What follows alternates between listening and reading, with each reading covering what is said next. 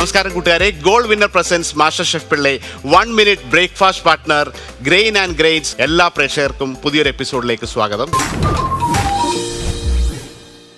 എന്നത്തെ പോലെ ഇന്ന് നമുക്കൊരു സ്പെഷ്യൽ ഗസ്റ്റ് ഉണ്ട്. നമുക്ക് സ്വാഗതം ചെയ്യാം. ആൽഫി പഞ്ഞിക്കാരനാണ്. സ്വാഗതം. നമസ്കാരം.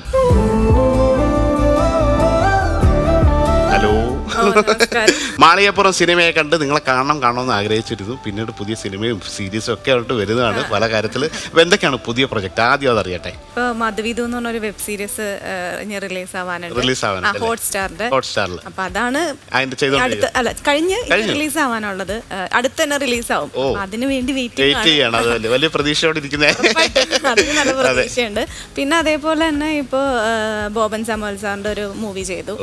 പിന്നെ നമുക്ക് കോടതി കാണാന്ന് പറഞ്ഞ സഞ്ജിത്തിന്റെ ഒരു മൂവി ചെയ്തു. അപ്പൊ ഈ വർഷം ഇതൊക്കെ ഇറങ്ങാനുണ്ട് പ്രതീക്ഷ. പക്ഷെ ഏറ്റവും എനിക്ക് ഇഷ്ടപ്പെട്ടത് ഈ ഒരു പേരിലെ പുതുമയാണ്. സ്കൂളിലൊക്കെ പഠിച്ചപ്പോൾ ഈ പേര് തന്നെയാണോ പറക്കോട്ടത്? അല്ല, ആക്ച്വലി എന്റെ ഒഫീഷ്യൽ നെയിം എന്ന് പറഞ്ഞാൽ അൽഫോൻസ എന്നാണ്. ഞാനത് എല്ലായിടത്തും പറയാറുണ്ട്. പിന്നെ എന്റെ വീട്ടിൽ കുഞ്ഞിലേ തൊട്ട് എന്റെ അൽഫോൻസ ലെങ്തി നെയിം അല്ല. അപ്പൊ എന്റെ കുഞ്ഞിലേ തൊട്ട് വീട്ടിൽ വിളിക്കണ പേര് ആൽഫിയ.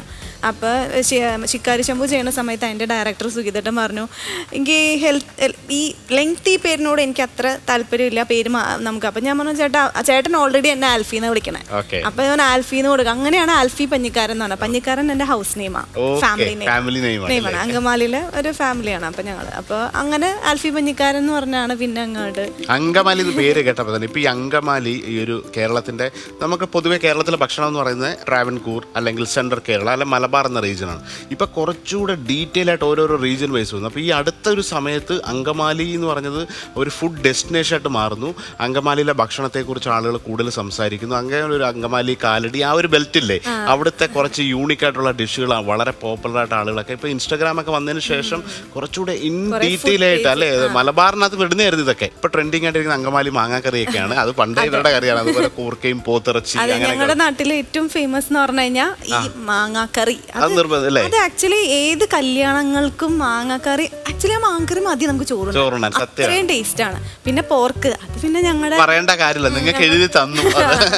അതിനകത്ത് ഇവർക്കാണ് ഈ പച്ചക്കറി കൂടുതലിട്ട് മീറ്റൊക്കെ ഉണ്ടാക്കുക. കാരണം ഈ വാഴക്കയും ചിക്കൻ കറിയും, അതുപോലെ കൂർക്ക പോത്തിനകത്തും ചിക്കനകത്തും പന്നിക്കകത്തും എല്ലാത്തും, പിന്നെ കപ്പയുടെ കുറെ ഒരു ദിവസം പോർക്ക് കറി ഉണ്ടെന്ന് വിചാരിച്ചോ, നല്ല നെയ്യുള്ള പോർക്കാണെങ്കിൽ അത് മാറ്റി വെച്ചിട്ട് അമ്മ അടുത്ത ദിവസം ആ നെയ്യിട്ടു ഉരുളക്കിഴങ്ങ് കൊലുത്തു.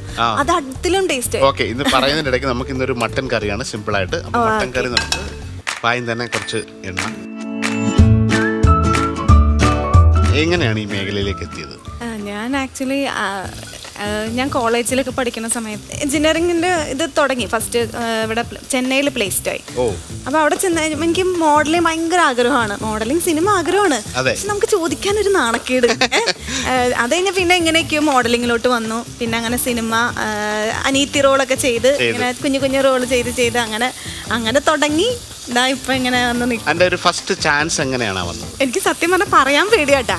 ഞാൻ ആദ്യം പടം ചെയ്തു എന്റെ വീട്ടുകാർക്ക് അറിഞ്ഞൂടാ. ഫ്രണ്ട്സ് മാത്രമാണ് എന്നെ സപ്പോർട്ട് ചെയ്തത്. ആ കാര്യത്തിൽ അവർക്ക് ഞാൻ 100% ഞാൻ അവരെ താങ്ക്ഫുൾ ആണ്. വീട്ടിൽ പറയാൻ പേടിയാ. കാരണം ഞങ്ങളെന്ന് പറഞ്ഞാൽ അങ്കമാലിയിലെ ഒരു മറ്റേ പണ്ടത്തെ പക്ഷെ നല്ല നല്ല സിനിമയില് നല്ല പ്രൊജക്ടിന്റെ ഭാഗമായപ്പോ അത് കുഴപ്പമില്ല അങ്ങനെ പോണേ. ആക്ച്വലി ഞാൻ ഇപ്പോഴും സ്റ്റിൽ വർക്ക് ചെയ്യുന്നുണ്ട്. എന്റെ അച്ഛനും അമ്മയ്ക്ക് ഞാനൊരു സിനിമ ആർട്ടിസ്റ്റ് എന്ന് പറയണേക്കാളും നല്ലത് പ്രൊഫഷണൽ എന്ന് പറയുന്നത്. അവരുടെ ഇഷ്ടത്തിന് വേണ്ടി ഞാൻ ഇപ്പോഴും വർക്ക് ചെയ്യുന്നുണ്ട്. ഞാൻ സോഫ്റ്റ്വെയർ എഞ്ചിനീയർ ആണ്. പക്ഷെ എന്റെ ഇഷ്ടം സിനിമയാണ്. രണ്ടുപേരുടെ ഇഷ്ടം മാറി വേറെ.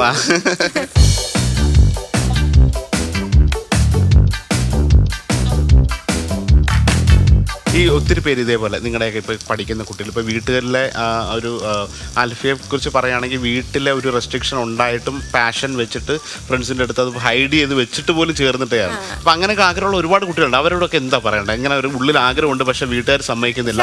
എന്നാൽ പോലും അങ്ങനെയൊക്കെ ഉള്ളവർക്ക് ആ ഒരു ജേർണി കഴിഞ്ഞ ഒരാളെന്ന നിലയിൽ അങ്ങനെയൊക്കെയുള്ള താല്പര്യമുള്ള കുട്ടികളൊക്കെ ഇത് കാണുന്നുണ്ടെങ്കിൽ അവർക്ക് എന്തായിരിക്കും ഒരു അഡ്വൈസ് കൊടുക്കുക? അല്ല ആക്ച്വലി നമ്മൾ പാരന്റ്സിനോട് പറയണം എന്ന് തന്നെ ഞാൻ പറയുള്ളൂ. പിന്നെ അന്നെന്ന് പറഞ്ഞാൽ ഈ ഇൻസ്റ്റഗ്രാം ഒക്കെ ഒന്നും ഇല്ല, അതെ. ഫേസ്ബുക്ക് ഒക്കെ ഉണ്ടെങ്കിലും അങ്ങനെ ആരും വീഡിയോ ഒന്നും ഇടാറില്ല. ഇപ്പൊ കുറച്ചും കൂടെ സപ്പോർട്ടാണ് ഞാൻ ഈസിയാണ് എല്ലാവർക്കും. എല്ലാവരും ഈവൻ ഒരു ഇൻസ്റ്റാഗ്രാമിൽ റീല് മതി ചിലപ്പോൾ ഒരു നല്ലൊരു അവസരം കിട്ടാൻ. ഉറപ്പായിട്ടും ഇപ്പൊ കുറെ പേര് അങ്ങനെ ഇൻസ്റ്റാഗ്രാമിൽ നിന്ന് കുറച്ച് ഫെയിമായി ഇൻഫ്ലുവൻസേഴ്സ് ഇഷ്ടം പോലെയുള്ള ടൈമാണ്. തീർച്ചയായും ആ ടൈമൊക്കെ നല്ല ബുദ്ധിമുട്ടായിരുന്നു. തീർച്ചയായിട്ടും അത് എങ്ങനെയൊക്കെയോ കഷ്ടപ്പെട്ട്. അപ്പൊ ഈ മാളികപ്പുറം അത് ഏറ്റവും നന്നായിട്ട് വിജയിച്ച ഈ കഴിഞ്ഞ വർഷത്തെ വൺ ഓഫ് ദ അല്ലേ, കഴിഞ്ഞ വർഷത്തെ ആക്ച്വലി ഡിസംബർ 2022 ആണ്. പക്ഷെ അത് ഓടിയത് മൊത്തം ഈ വർഷമാണല്ലോ. അതുകൊണ്ട് ആ ഒരു ജേർണി എനിക്ക് കിട്ടി. അതെ. അപ്പൊ അതിന്റെ ആ ഒരു ലൊക്കേഷൻ, കാരണം അത് ശബരിമല അല്ലെ അങ്ങനെയൊക്കെയുള്ള കുറെ ഇമോഷൻസ് ഒക്കെ ഉള്ളത്, പിന്നെ ആളുകളൊക്കെ ഒത്തിരി മലയാളികൾ കൂടുതൽ പേര് കണ്ടൊരു സിനിമയും കൂടാണല്ലോ ആ വർഷത്തെ. അതിൽ അഭിനയിക്കുമ്പോൾ ഇങ്ങനെയൊക്കെ ആവും, അല്ലെ ഇത്രയും മാത്രം ആളുകൾ ശ്രദ്ധിക്കപ്പെടും, അല്ലെങ്കിൽ ഇത് വേറെ തരത്തിലുള്ളൊരു സിനിമയാകും എന്നൊരു ചിന്ത ആദ്യം ഉണ്ടായിരുന്നു. അത് കറക്റ്റ് ആയിട്ടോ ഇല്ല? ഇല്ല. ഞാൻ ആക്ച്വലി ഇപ്പോഴും പറയാം, എന്നാലും എനിക്ക് എത്രയും അങ്ങോട്ട് ഇപ്പൊ 100 കോടി ക്ലബിൽ കയറുന്ന അത്ര ഞാൻ നല്ലൊരു പടമാണെന്ന് എനിക്കറിയാം, 100% എനിക്കറിയാം. പക്ഷെ അത് ആൾക്കാരെ അക്സെപ്റ്റ് ചെയ്ത് ഇത്രയും ഇത് വേറെ ലെവല് മുത്തശ്ശിമാര് എല്ലാവരും സിനിമ കാണുന്നു. നമ്മളവിടെ ചെല്ലുമ്പോൾ തിയേറ്റർ വിസിറ്റിനൊക്കെ പോകുമ്പോൾ നമുക്ക് കിട്ടുന്ന സന്തോഷമുണ്ട്. ആഹാ കൊള്ളാലോ നമ്മുടെ പടത്തിന്. ആ ലൊക്കേഷൻ അനുഭവങ്ങളൊക്കെ എങ്ങനെയായിരുന്നു? ലൊക്കേഷൻ അടിപൊളിയായിരുന്നു. കാരണം ശബരിമല സൈഡ് എനിക്ക് ഉണ്ടായിരുന്നില്ല, അത് ഉണ്ണിക്കും പിള്ളേർക്കുമാണ് മെയിനായിട്ട്. അപ്പം ഞങ്ങൾ വീട്ടിലെ ഞാനും സജിച്ചേട്ടനൊക്കെ വീട്ടിലാണ്. പക്ഷെ അത് രസമായിരുന്നു, കാരണം ഒരു വീട്ടിൽ തന്നെയായിരുന്നു ഞങ്ങൾക്ക് ഷൂട്ട്. അപ്പൊ പിന്നെ ഇങ്ങനെ പിന്നെ സജിച്ചേട്ടൻ്റെ മരണമൊക്കെ കാണിക്കണ്ടല്ലോ. അപ്പൊ പിന്നെ ഭയങ്കര കരച്ചിലും വീഴ്ചയിലൊക്കെ ആണെങ്കിൽ പിന്നെ അവിടെയും ഫുഡിന് വലിയ പഞ്ഞൊന്നും ഉണ്ടായിരുന്നില്ല കേട്ടാ. ഫുഡ് അടിപൊളിയായിരുന്നു എല്ലായിടത്തും. എന്നാലും ഓക്കെ, പറയുന്നതിന്റെ ഇടയ്ക്ക് റെസിപ്പി നമ്മളിത് എണ്ണ ഒഴിച്ചു. എണ്ണയ്ക്കകത്ത് ചെറിയ ഉള്ളി, സവാള, കുറച്ച് ഇഞ്ചി, അതിനെ ഒന്ന് വാട്ടിയിട്ട് അതിൻ്റെ ഒരു പാൻ്റെ ഒരു സൈഡായിട്ട് ഈ മസാല നമ്മൾ എപ്പോഴും ചെയ്യുമ്പോഴും അതൊന്ന് റോസ്റ്റ് ചെയ്തിട്ട് ചെയ്യുമ്പോൾ കുറച്ചുകൂടെ ഫ്ലേവർ കിട്ടും. അപ്പോൾ അതുകൊണ്ടാണ്, അല്ലെങ്കിൽ വേറെ പാനിലാണ് ചെയ്യേണ്ടത്. നമ്മൾ അങ്ങനെ ഒറ്റ പാനിൽ തന്നെ ചെയ്യാൻ വേണ്ടിയിട്ട് തീ കുറച്ച് പകുതി ഒന്ന് മാറ്റി വെച്ചിട്ട് അവിടെ ഒരു സ്പേസ് ഉണ്ടാക്കി എടുത്തിട്ട് മസാല റോസ്റ്റ് ചെയ്യാൻ വേണ്ടിയിട്ടാണ്. കുറച്ച് ചില്ലി പൗഡർ, കാരണം ഈ മട്ടൻ കറിയുടെ ഇതിനകത്തൊരു വറുത്തരച്ചൊരു ടേസ്റ്റ്, ഇതിനകത്ത് തേങ്ങയില്ല. പക്ഷേ നമുക്ക് ഇതിൻ്റെ മസാല റോസ്റ്റ് ചെയ്യാൻ വേണ്ടിയിട്ടാണ് ഇങ്ങനൊരു ടെക്നിക്ക് ചെയ്യുക. ഒരു ചെറിയ ചൂടിലിവിടെ റോസ്റ്റ് ആവും. അപ്പോൾ വീട്ടിൽ മമ്മിയൊക്കെ ഉണ്ടാക്കുന്നത്, അപ്പോൾ നിങ്ങളൊരു അങ്ങനെയുള്ളൊരു നേരത്തെ പറഞ്ഞു ഈ പിന്നെ പോക്കിൻ്റെ കാര്യമൊക്കെ പറഞ്ഞു, ഏറ്റവും ഫേവറേറ്റ് ആയിട്ടുള്ള ഫുഡ് കഴിക്കണമെന്ന് ആഗ്രഹിക്കുന്ന ഒരു ഭക്ഷണം? ആക്ച്വലി അങ്ങനെയാണെങ്കിൽ കുറേ ഉണ്ട്. മീൻകറി, അമ്മ പാലക്കാരിയാ, അമ്മ വറ്റിച്ച് മീൻകറി ഉണ്ടാക്കണേ. അതും എനിക്ക് ഇഷ്ടമാണ്. പക്ഷെ അതിലും എനിക്കിഷ്ടം ഇവിടുത്തെ മീൻകറിയാ. ഇവിടെ പാല് പിഴിഞ്ഞ മീൻകറി ഉണ്ടാക്കും. തേങ്ങാപ്പാല് ഇടാത്ത കുമ്പളങ്ങ ആണെങ്കിലും തേങ്ങാപ്പാല്, മാങ്ങയാണെങ്കിലും തേങ്ങ പിഴിയും. പണി ടാസ്ക് ആണ്, പക്ഷെ എന്നാലും എല്ലാം നല്ല ടേസ്റ്റ് ആണ്. അതുകൊണ്ട് അപ്പോൾ മസാലയും ഉള്ളിയും കൂടെ നമ്മൾ റോസ്റ്റ് ആയിട്ടുണ്ട്.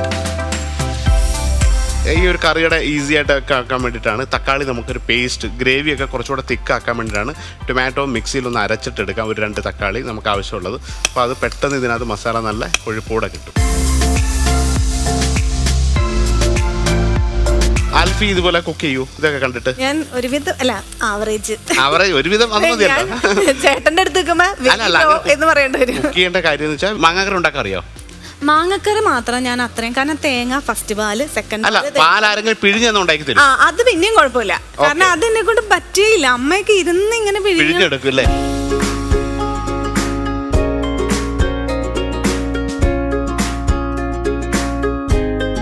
ട്രാവൽ ഇഷ്ടമുള്ള ഒരാളാണോ? ട്രാവൽ ചെയ്യും ഞാൻ. ആണ്. പോയതിൽ ഏറ്റവും ഇഷ്ടപ്പെട്ട സ്ഥലം, ഇനി പോകാനുള്ളൊരു സ്ഥലം പറയും. എനിക്ക് ആക്ച്വലി കുറെ സ്ഥലങ്ങൾ ഇഷ്ടപ്പെട്ടിട്ടുണ്ട്. ഞാൻ സിംഗപ്പൂർ പോയപ്പോൾ എനിക്ക് ഭയങ്കരമായിട്ട് ഇഷ്ടപ്പെട്ടു സ്ഥലമായിരുന്നു.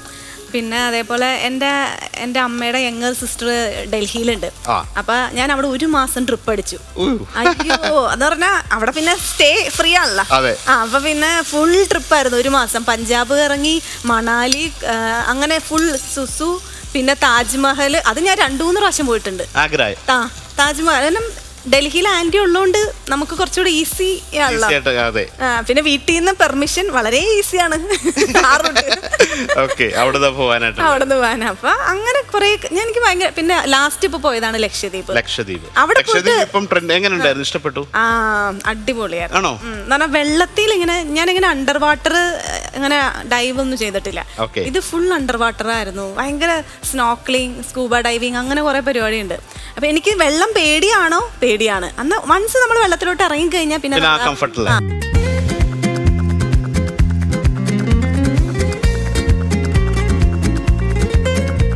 അതിൻ്റെ ഇടയ്ക്ക് നമ്മുടെ കറി റെഡി ആയിക്കൊണ്ടിരിക്കുകയാണ്. അപ്പോൾ അതിൻ്റെ ഒരു റെസിപ്പിയും കൂടെ നമ്മൾ പറയാം. ഒരു പാനിനകത്ത് എണ്ണ ഒഴിച്ചിട്ട് നമ്മൾ ചെറിയ ഉള്ളി, സവാള, ഇഞ്ചി, വെളുത്തുള്ളി, കറിവേപ്പില ഇട്ടൊന്ന് നന്നായിട്ട് വഴറ്റിയെടുത്തു. ഒരു പകുതി അപ്പോൾ അതിനെ സൈഡിലേക്ക് മാറ്റി വെച്ചിട്ട് കുറച്ച് സ്പേസ് ഉണ്ടാക്കി മഞ്ഞപ്പൊടിയും മല്ലിപ്പൊടിയും മുളക് പൊടിയും കൂടെ റോസ്റ്റ് ചെയ്തതിനെ മിക്സ് ചെയ്തു. അതിനുശേഷമാണ് മീറ്റ് മഞ്ഞപ്പൊടി ഇട്ടിട്ട് നിങ്ങൾ പ്രഷർ കുക്കറിൽ ഇതിൻ്റെ സമയക്കുറവുകൊണ്ടാണ് അങ്ങനെ ചെയ്യാം. അല്ലെങ്കിൽ നിങ്ങൾക്ക് സമയം ഒത്തിരി ഉണ്ടെങ്കിൽ ഡയറക്റ്റായിട്ടും ഈ മീറ്റ് ഇങ്ങനെ സ്ലോ കുക്ക് ചെയ്ത് കഴിച്ചാൽ കുറച്ചുകൂടെ ടേസ്റ്റാണ്. ബോയിൽ ചെയ്ത മട്ടനും അതിൻ്റെ സ്റ്റോക്ക് കൂടെ ആഡ് ചെയ്തു. വീണ്ടും കറിവേപ്പില ഇട്ടിട്ട് ആ ചാറിൻ്റെ പരുവത്തിൽ ഇങ്ങനെ കുറുക്കി എടുക്കുകയാണ്. ഈ ഇങ്ങനെയൊക്കെയുള്ള റെസിപ്പി നിങ്ങളുടെ ഇഷ്ടത്തിനനുസരിച്ച് അത് മാറ്റാൻ പറ്റും. ആ കുറച്ചുകൂടെ ഗ്രേവി ഉള്ള, ചിലർക്ക് കുറേ സോസുള്ള കറി ഭയങ്കര ഇഷ്ടമാണ്, ചിലർക്ക് നല്ല കുറുകിയിരിക്കണം, ചിലർക്ക് ഒട്ടും ഗ്രേവി വേണ്ട, ഡ്രൈ ഫ്രൈ വേണം. അപ്പോൾ ഇതിൻ്റെ ഈ ഒരു പരുവത്തിൽ നിന്നിട്ട് നിങ്ങൾക്ക് ഇതിനെ ഇതൊരു അതിൻ്റെ ഒരു ബേസിക് സാധനമാണ്. ഇതിനെ നമുക്ക് കുറച്ചുകൂടെ വെള്ളമൊക്കെ ഒഴിച്ച് കഴിഞ്ഞാൽ ഇതിനെ കുറച്ചുകൂടെ ഗ്രേവി ആയിട്ട് ആക്കാം. ഇത് കുറച്ചുകൂടെ സ്ലോ കുക്ക് ചെയ്തിട്ട് നിങ്ങൾ അടച്ച് വെച്ച് കഴിഞ്ഞാൽ ഇതിനെ ഡ്രൈ പെരട്ടിയെടുക്കാം.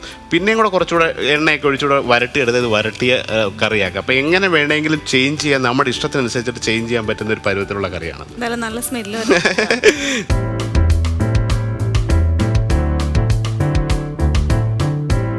ആൽഫി, നമ്മുടെ ഇതേ മട്ടൻ കറി എനിക്ക് തോന്നുന്നു ഏകദേശം റെഡി ആയിട്ടുണ്ട്. ചാറൊക്കെ കുറുകുന്ന പരുവത്തിൽ എത്തിയിട്ടുണ്ടാവും. നോക്കാം. യെസ്, ആ ഒരു കറക്റ്റ് സ്മെല്ലൊക്കെ കറക്റ്റ്. അതെ. ഇനി ഇതിനകത്ത് നമുക്ക് എപ്പോഴും ലാസ്റ്റ് ഈ ചിലർ കുരുമുളക് പൊടിയൊക്കെ ഏറ്റവും ആദ്യം ഇടും. പക്ഷെ ഏറ്റവും അവസാനം ഈ ബ്ലാക്ക് പെപ്പർ എന്ന് പറയുന്ന സാധനം നല്ലൊരു ഫ്ലേവർ തരുന്ന സാധനമാണ്. ഏറ്റവും അവസാനം കുറച്ചിടുന്നതായിരിക്കും നല്ലത്.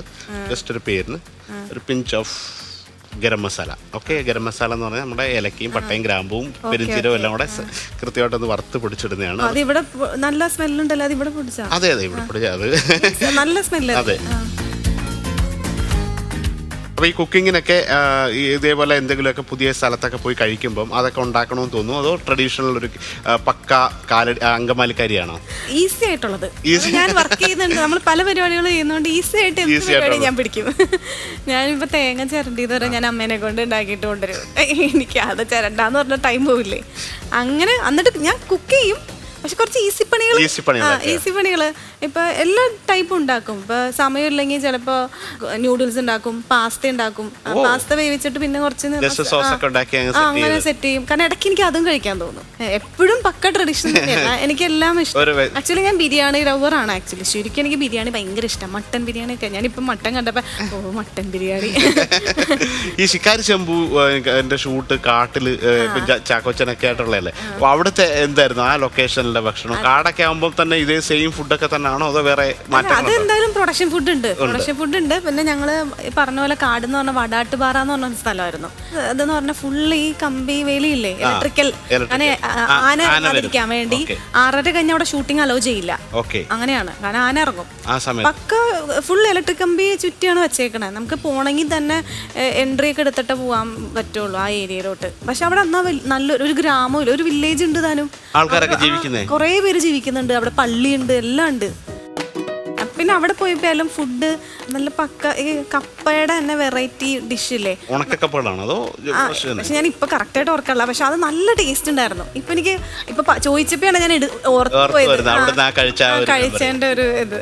സിനിമയുടെ കൂടെ ഇപ്പോൾ ഇത് അപ്ഡേറ്റ് ആവാനായിട്ട് അപ്പോൾ പുതിയ പ്രൊജക്റ്റുകളൊക്കെ വരുന്നു. അപ്പോൾ അതിന് വേണ്ടിയിട്ട് എന്താണ് ചെയ്യുക? വീണ്ടും നമ്മൾ ബെറ്റർ ആയിക്കൊണ്ടിരിക്കുകയാണല്ലോ, ഓരോന്ന് കണ്ട് നമ്മൾ സീസൺ ഉണ്ടാവും. കലാകാരി എന്ന നിലയിൽ നമ്മൾ എങ്ങനെയാണ് അപ്ഡേറ്റ് ചെയ്തുകൊണ്ടിരിക്കുന്നത്, അല്ലെങ്കിൽ അതിന് ആഗ്രഹം ഇൻസ്പയർ ചെയ്യുന്നത് ആരൊക്കെയാണ്? എനിക്ക് ആക്ച്വലി പഴയ ആർട്ടിസ്റ്റുകൾ തന്നെയാണ് എപ്പോഴും ഇഷ്ടം.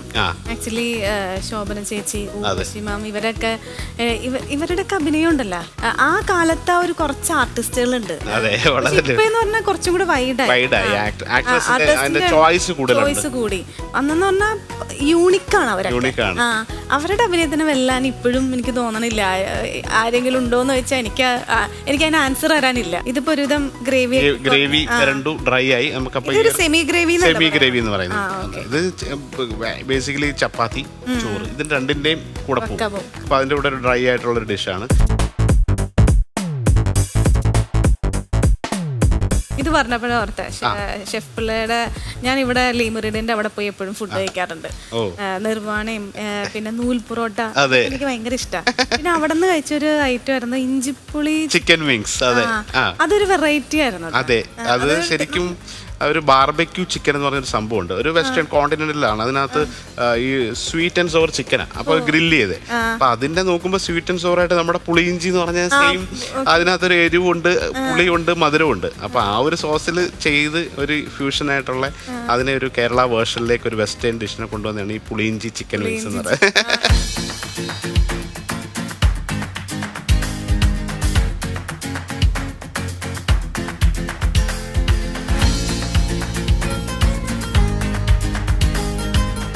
അങ്ങനെ ചെറിയ ഉള്ളിയൊക്കെ ഇട്ടിട്ടുള്ള മട്ടൻ റോസ്റ്റാണ് കഴിക്കാൻ.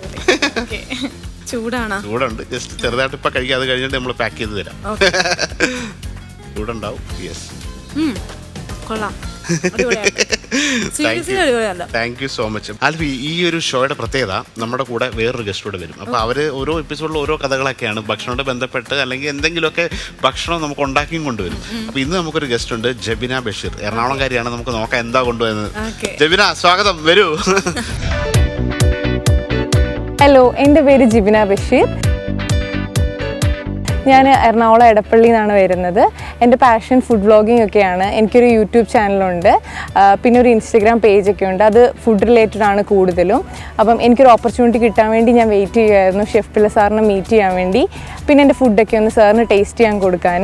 അപ്പം ഇതൊരു നല്ല അവസരമായിട്ട് തോന്നിയതുകൊണ്ടാണ് ഞാൻ ഇതിൽ പാർട്ടിസിപ്പേറ്റ് ചെയ്യാനൊക്കെ വന്നത്. ഞാൻ കുക്കിങ്ങിലൊക്കെ എനിക്ക് പാഷൻ തുടങ്ങിയത് മാരേജിന് ശേഷമാണ്. അപ്പോൾ മദർ ഇൻ ലോയും എൻ്റെ മദറും ഒക്കെ ഹെൽപ്പ് ചെയ്തിട്ടാണ് ഞാൻ കുറേ റെസിപ്പീസൊക്കെ ട്രൈ ചെയ്ത് തുടങ്ങിയത്. ഷെഫ് പിള്ള സാറിൻ്റെ ഒത്തിരി റെസിപ്പീസൊക്കെ ഞാൻ ട്രൈ ചെയ്ത് നോക്കിയിട്ടുണ്ട്. അതിൽ ഫിഷ് നിർവാണിയും കൊയിലോൺ ചിക്കൻ ഫ്രൈ ഒക്കെ ട്രൈ ചെയ്തിട്ട് സക്സസ് ആയിട്ടുണ്ടായിരുന്നു. ഫ്ലവേഴ്സ് ചാനലിന് എൻ്റെ ഒത്തിരി താങ്ക്സ് ഉണ്ട് ഇങ്ങനെ ഒരു അവസരം ഞങ്ങൾക്ക് ഒരുക്കി തന്നതിനകത്ത്.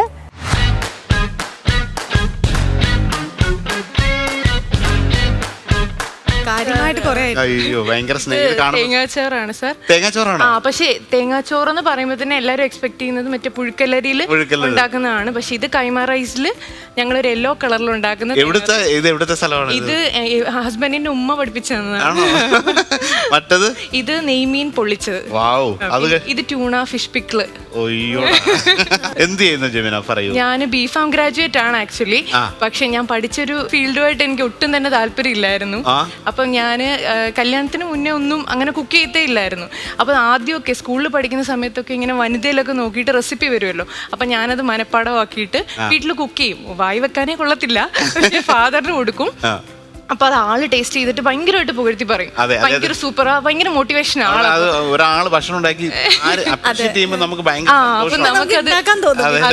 അപ്പൊ അങ്ങനെ കല്യാണം കഴിഞ്ഞ് പോയി. പിന്നെ ഹോസ്റ്റലിലായിരുന്നു 5 വർഷം. അപ്പൊ വീട്ടിലൊന്നും ചെയ്യത്തില്ല, ഒരു മോളും കൂടെ ആയതുകൊണ്ട് അങ്ങനെ ഒന്നും ചെയ്യിപ്പിച്ചിട്ടില്ല.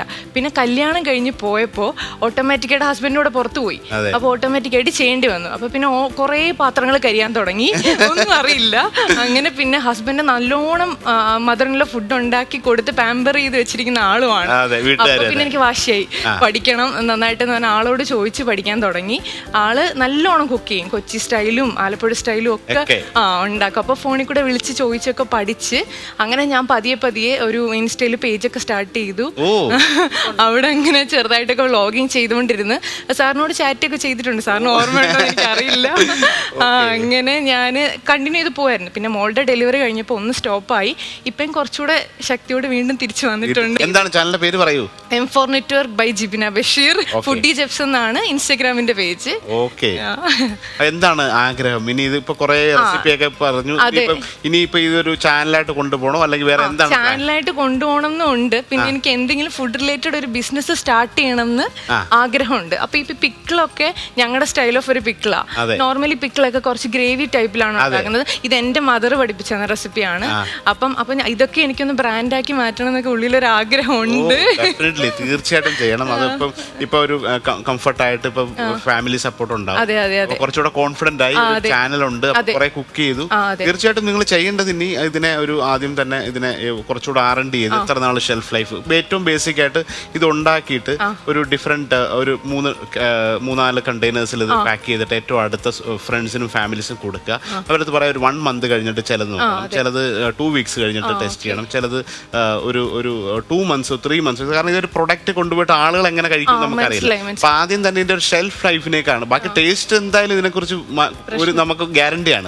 ഇത് അമ്മ വഴി കിട്ടിയ റെസിപ്പി. ഞാൻ വിചാരിച്ചു ആദ്യം സാർ അത് ടേസ്റ്റ് പറഞ്ഞു കഴിയുമ്പോൾ എനിക്കൊരു കോൺഫിഡൻസ്. ഇനി ചെയ്യേണ്ടത് ഇതിന്റെ ഒരു ഷെൽഫ് ലൈഫ് നമ്മൾ തന്നെ പഠിക്കാം. മൾട്ടിപ്പിൾ ടൈം ഡിഫറെന്റ് ആയിട്ട് ഡേറ്റ് ടാഗ് ഒക്കെ എഴുതിയിട്ട് ഓക്കെ ഇത് ഇന്നാണ് ഇത് പ്രൊഡക്റ്റ് ചെയ്തത്, ഇത് ഞാൻ 2 ആഴ്ചക്ക് ശേഷം തുറന്നു നോക്കിയപ്പം എന്തെങ്കിലും ഫംഗൽ ആക്ടിവിറ്റി ഉണ്ടോ, അല്ലെങ്കിൽ അത് ഒരു തവണ സ്പൂൺ വെച്ചിട്ട് എടുത്ത് നോക്കി. കാരണം ഇത് നിങ്ങൾക്ക് നമ്മളിത് വേണേ ഉണ്ടാക്കും. ഇത് വാങ്ങിക്കുന്ന ഒരു ഉപഭോക്താവ് ചിലപ്പം നനഞ്ഞ സ്പൂൺ വിടും, തുറന്നു വെക്കും, ഫ്രിഡ്ജിനകത്ത് കൊണ്ടുവയ്ക്കും, ഡിഫറെന്റ് ടെമ്പറേച്ചറിൽ വരും. അത് കഴിയുമ്പോൾ അവർ പറയുമ്പോൾ ഇത് ഫുഡ് ഇത് കേടായി.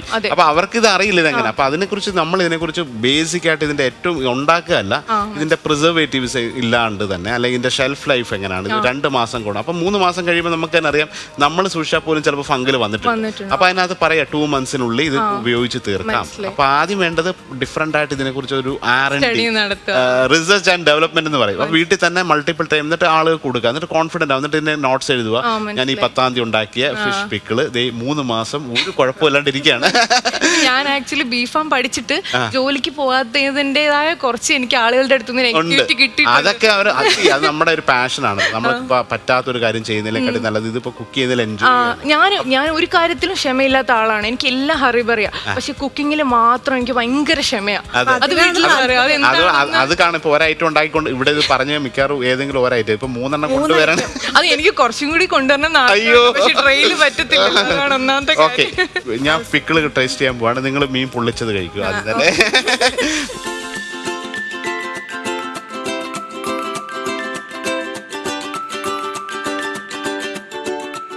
എങ്ങനെയുണ്ട് മീൻ വെള്ളച്ചാറ്?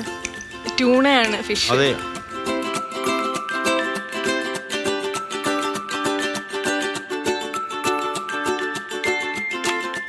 അടിപൊളി. ശരി, ഇത് നല്ല ഡ്രൈ. നോർമലി ഒരു ഗ്രേവി ടൈപ്പാണ് പിക്കിള് വരുന്നത്, പക്ഷെ ഞങ്ങൾ ഇങ്ങനെയാ ചെയ്യുന്നത്, ഇച്ചിരി ഡ്രൈ ആയിട്ട്. അച്ചാറ് കൊള്ളാം, എല്ലാം കൊള്ളാം. എല്ലാം കൊള്ളാം. റൈസ് ടേസ്റ്റ് ചെയ്തോ? റൈസ് നോർമലി വൈറ്റ് കളറിലാണല്ലോ കോക്കനട്ട് റൈസ് വരുന്നത്. അപ്പൊ ഞങ്ങൾ ഇതിനകത്ത് കുഞ്ഞുള്ളിയും ഇഞ്ചിയും വെളുത്തുള്ളിയും എല്ലാം അരച്ച് ചേർത്തിട്ടാണ് ഈ റൈസ് വെക്കുന്നത്. ഞാൻ കുറച്ച് ഡിഫറെന്റ് ആയിട്ടാണ് ഇത് കാണുന്നത്. എവിടെയും ഞങ്ങളുടേതായ എന്റെ മദറിൻലോ പറഞ്ഞ ഒരു റെസിപ്പിയാണ്. അല്ലല്ല, ആലപ്പുഴക്കാരിയാണ്. Husband കൊച്ചിയാണ്, father in law കൊച്ചിയാണ്. അപ്പൊ ആൾക്ക് എല്ലായിടത്തും സൂപ്പറായിട്ട് എന്നെക്കാട്ടിലും നന്നായിട്ട് ഇവിടെ വന്ന് പ്രസന്റ് ചെയ്യേണ്ട ആളാണ് എന്നെ പഠിപ്പിച്ചത്. അത്രയും എന്റെ മദറാണ് ഇത് പഠിപ്പിച്ചൊക്കെ തന്നത്. നമുക്കിപ്പോ ഒരു ആഗ്രഹമുണ്ട്, ബേസ് ഉണ്ട്, ഇതിനെ പ്രൊഡക്റ്റ് ഉണ്ടാക്കാൻ അറിയാം, റെസിപ്പി അറിയാം. ആ റെസിപ്പിനെ സ്റ്റാൻഡർഡൈസ് ചെയ്തിട്ട് ഒരു 10 കിലോയ്ക്ക് വേണ്ടിയിട്ട് എന്താണ് വേണ്ടത്, അല്ലെങ്കിൽ 25 കിലോ. ഇപ്പൊ നിങ്ങൾക്ക് ഒരു ഓർഡർ ഒക്കെ വരുമ്പോൾ ഇപ്പൊ നമ്മൾ വീട്ടിൽ 2 കിലോ 3 കിലോ ഒക്കെയാണ് പ്രോപ്പറിൽ ഉണ്ടാക്കുക. അപ്പൊ അതൊരു 10 കിലോയുടെ ഓർഡർ വന്നാൽ, അല്ലെങ്കിൽ ഒരു 25 കിലോ ഓർഡർ വന്നാൽ നിങ്ങൾ ഏത് ബാച്ചിലാണ് ഉണ്ടാക്കുക? അപ്പൊ അതിനെ ബാച്ചിലായിട്ട് റെസിപ്പിനെ മാറ്റുക. അപ്പൊ ചിലപ്പോൾ ഒരു കിലോ മീൻ ഇപ്പൊ വീട്ടിൽ അമ്മ ഉണ്ടാക്കുന്നത് ആ റെസിപ്പിനെ അതേപോലെ ഫോളോ ചെയ്താൽ ചിലപ്പോൾ 10 കിലോ ഉണ്ടാക്കി ശരിയാവണമെന്നില്ല. അപ്പൊ അതിനെ അഡ്ജസ്റ്റ് ചെയ്യേണ്ടി വരും, അതിന്റെ സ്പൈസ് ലെവലും. കാരണം ഈ ക്വാണ്ടിറ്റി കൂടുന്നതനുസരിച്ച് പലതും ഈക്വലി കറക്റ്റ് ആയിട്ട് പോവില്ല. അപ്പൊ അതിനെ ചിലപ്പോൾ വെള്ളം എടുക്കുന്നതും കാര്യങ്ങളൊക്കെ. അപ്പൊ അതിനെ മൾട്ടിപ്പിൾ ടൈമിന് ഒരു 10 കിലോയുടെ ലോട്ട്, കാരണം ഇത് കൂടുതലായിട്ട് വിൽക്കേണ്ട സാധനമാണ്. അപ്പൊ അതിന്റെ എല്ലാം ഈ ഒരു ഒഴിവ് സമയങ്ങളിൽ ഇതിനെ കുറിച്ചൊക്കെ പഠിക്കുക. 10 കിലോ ഉണ്ടാക്കി ഒരു വലിയ ഇവിടെ മാർക്കറ്റിൽ പോയിട്ട് ഒരു ചൂര വാങ്ങിച്ചോണ്ട് വരിക, 10 കിലോ ഉണ്ടാക്കുക, എന്നിട്ട് ഏറ്റവും അടുത്ത ഫ്രണ്ട്സിനൊക്കെ കൊടുക്കുക. അതെ, കൊണ്ടുവന്ന എല്ലാവർക്കും തരാം. ശരിയാട്ടെ, നമ്മള് 4 പേർക്ക് ഉണ്ടാക്കുന്ന പിന്നെയും കുഴപ്പമില്ല.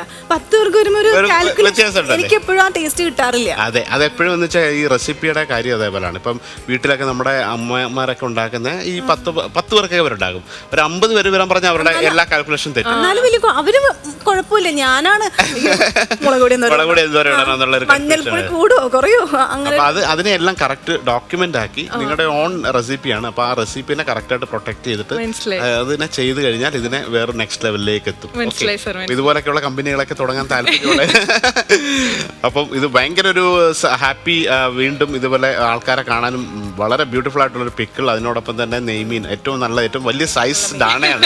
ഇത് മിനിമം ഒരു 8 കിലോ 10 കിലോ തൂക്കമുള്ള നെയ്മീൻ ഉണ്ടെങ്കിൽ മാത്രമേ ആ സ്ലൈസ് കിട്ടുള്ളൂ അല്ലേ? അതിന്റെ അപ്പൊ അതിനെ നടുകഷ്ണമാണ്. അപ്പൊ അതിനെ കട്ട് ചെയ്തു, അതുപോലെ തേങ്ങാച്ചോറോട്ട് കൊണ്ടുവന്നു. Thank you. അതുപോലെ ആൽഫി, ഈ ഒരു പുതിയ വർഷം ഈ പറഞ്ഞ പോലെ ഒരുപാട് പുതിയ പ്രൊജക്റ്റുകൾ ഇഷ്ടപ്പെട്ട ഈ ശിക്കാരി ശംഭുവും അതുപോലെ മാളികപ്പുറം ഒക്കെ ചെയ്ത പോലുള്ള നല്ല വേഷങ്ങൾ ചെയ്ത് ഹാപ്പി ആയിട്ട് അതിൻ്റെ സന്തോഷത്തിൻ്റെയോടൊപ്പം വീട്ടുകാർക്ക് സന്തോഷിക്കാനായിട്ട് ജോലിയും ചെയ്യുന്നുണ്ട്. അപ്പോൾ പ്രൊഫഷണലിലും കരിയറിലും രണ്ടിലും തിളങ്ങി വരട്ടെ. Thank you, sir. Thank you so ഇത് much. ഉറപ്പായിട്ടും ഇതിന് ശേഷം ഇത് ആയതിനു ശേഷം എന്തായാലും നമുക്ക് നേരിട്ട് കാണാം. തീർച്ചയായും sir. Gold winner presents master chef Pillai 1 minute breakfast partner grain and grains. അങ്ങനെ ഇന്നത്തെ ഒരു എപ്പിസോഡ് ഇവിടെ തീരുകയാണ്. വീണ്ടും പുതിയൊരു എപ്പിസോഡിൽ പുതിയൊരു കഥകളും പുതിയ ഗസ്റ്റുകളായിട്ട് ഞങ്ങൾ വരും. Thank you so much.